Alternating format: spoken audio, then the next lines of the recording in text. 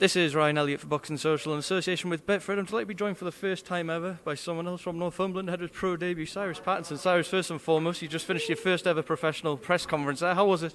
It was really good, apart from the opponent didn't turn up at the end, but we got the first face off anyway and got to speak to Eddie and stuff, and so it was good. That's good to hear. Now, the pro debut is an exciting time for any fighter, especially one who's from the North East, is going to be making his debut in the North East, and there's going to be 1,000 Geordies there as well cheering him on. You must be really excited to just get in there now. I am really excited. I mean, it was meant to happen last year. I think it was around April time. Do you want me to hold that, mate? That's all right. I think it was around April time where the COVID kind of kicked in, where I was getting ready for my transition from GB to Matchroom.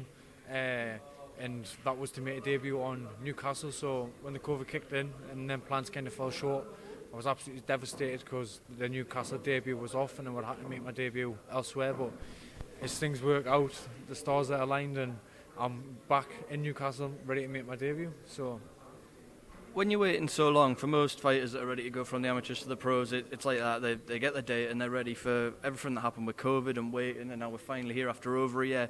What have you sort of been doing with yourself during that time? Has it been hard to just sort of know that you're just playing the waiting game? Yeah, I mean, I was still with GB till I think it was around April time. So I've still been getting a lot of experience from the sparring, world class, the Olympic team, as a podium member myself. I'm sparring with the best, training with the best. We've done a few training camps, Ireland, Turkey, so sparring with their international fighters. So I've still been growing, but it was only more recently, probably the last 8 weeks, when I've started doing the longer spars and changing slightly for the professional side. You're doing 6 rounds on your debut. Some fighters like to avoid the 4 rounds because anything can happen in a 4-round fight when you get going. Was that a conscious decision that you wanted to go straight in and just get straight down to it? Definitely. I mean, as a 3-round fighter for GB anyway, sometimes if you have a bad first round, I mean, the fight's already lost and it's an uphill battle. So with the 6 rounds, you've got plenty of time. You can break your opponent down, you can look for openings, you can set traps. And you're not chasing something, it's not a mad rush, it's not a sprint. You can be more calculated, and also I've got the fitness and the conditioning, so that's what I'm hoping to exploit my opponent with as well. Before we come on to your time with GB and stuff, I just want to go back, Cyrus. It's the first time we've had you on. Growing up in Alnwick, let's go back to that firstly. There's the football club there, you got the rugby club as well. Was it always sport for you, and what sport was it as well when you were younger?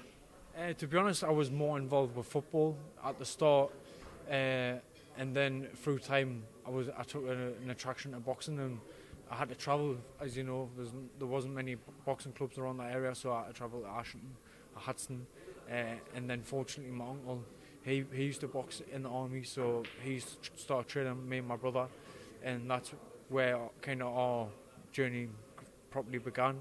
And then I put the football to the side, fully committed to the boxing, and that's where I started finding my success.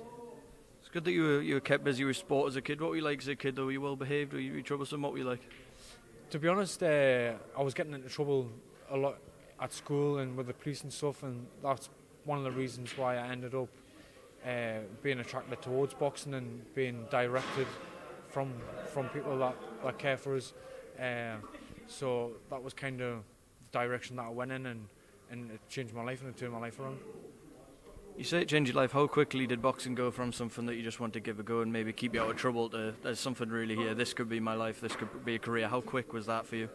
I mean, I think I won my first 8 fights, and then the fight that I lost was to a friend now, George Crotty, which was in a national semi-final. I think he had more national titles than I had fights, so I think it kind of came apparent then that it was something that would be worth following and putting some energy into. Do you ever think what would have happened if you hadn't pursued boxing? What do you think you'd be doing right now?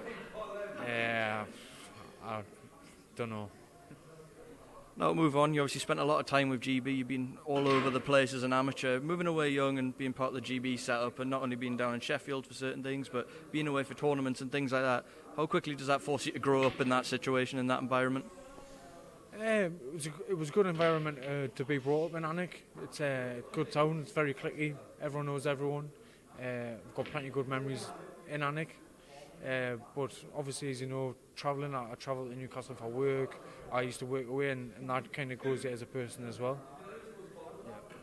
When you did start to get away with GB and stuff like that, how quickly did things change for you? Did you find that you developed at a rapid rate when you first linked up and started going down that Sheffield and doing sessions? I mean, definitely. As soon as you got on GB, within 3 months, I was down. I was away for a major tournament, which was the box guy, fighting world ranked opponents. I beat fellow Matchroom fighter Solomon Sissoko there, so they're the type of fights that you're in the deep end straight away, and it's either sink or swim.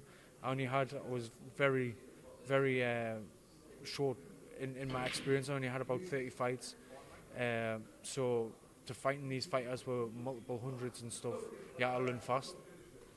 One thing I want to ask you about Cyrus is Birtley Boxing Club. Birtley has had so many gems coming through and still continues to breed unbelievable fighters coming through in the northeast. What is so special about that boxing club? Why that place? What's bringing all this unbelievable talent through? I think it's back to the thing that success breeds success, and also down to the fact of Graham Rutherford. I mean, he's brought through and had so many champions through time. He's well over 100 now, and also it's the sink or swim mentality as well, that when you're sparring and when you're training together, if you're not as good, your only option is to get better or to fall by the wayside. You're speaking of Graham there, how do you sum up his influence on yourself personally? Graham's been a massive influence for me. He took us all the way from grassroots, from when I left my uncle and ended up training with Graham. He took us all the way from grassroots, and that was after 3 years, I think, we went and had the senior ABAs, and that's when we made the splash and all the work kind of came to fruition and came to light. And now here we are, the pro journey's about to begin. You've got the whistle on there, you've had your first face-off of Eddie Hearn behind you. 1,000-strong Newcastle crowd. Is it going to be difficult just to rein yourself in, not get a bit carried away when you get out there in front of them fans on Saturday night? Definitely, it is going to be a test. I mean, I'm used to fighting in sports halls, but we're no one there, no supporters, but I'm 27, I'm mature, I'm focused on the job, and I need to stay relaxed and get the job done. Now, I saw how much traffic there was around the response. People sending you nice messages and saying all sorts of things when it was announced that you were going to be signing with Matchroom and turning professional and the cat was finally out of the bag. What was that like for you? I'm sure you were getting hundreds and hundreds of messages from back home, especially people just wishing you well. Nah, it's lovely to have all the support from so many people, a lot of people from far and wide as well, some not even in the country, so to have that support, that backing is a great feeling. We're here at the start of the pro journey. What's the dream for you though? Is it a world title fight at Newcastle? To be honest, I'm not really going to pigeonhole myself, or I'm just going to stay in my own lane, want to go as far as I can, and I'm just taking every day as it comes. There's a lot of northeast fighters on this bill. We've got April Hunter, Joe Laws, yourself, we've got Tommy Ward, and obviously Lewis Ritson headline as well, looking to move in line for a world title shot. When you look at the other guys we've still got in the amateurs as well, do you think we're coming up to a real golden time for this region, for the sport of boxing? Yeah, definitely. I think it will be a golden era. I mean, the card that we've got now, it's packed with talent, and there's a lot of talent coming through in the next few years. In terms of yourself, just a couple more from me. When you were younger and you were first starting to get into boxing, I'm sure you were starting to watch little bits as well. What kind of fighters did you like to watch and like to take things from when you were just first getting going? I really idolised Sugar Ray Leonard. I admired the fact that he only turned professional to support his family. I used to enjoy watching Linares back when he fought DeMarco, and I remember following Canelo's journey from a very early age as well. I remember, I think it was his fight with Jose Miguel Cotto, which was Miguel's Cotto younger brother. So there's been plenty of people that I've watched. Cyrus, I'm going to leave the final word to you before I let you shoot. I appreciate you probably want to get away by now. So for everyone tuning in, everyone that's going to be there at the arena watching your pro debut on Saturday night, what can they expect to see from yourself? I'm just going to go out and be me, and I hope everyone enjoys the show. Well, Cyrus, good luck with the start of the journey. Thank you.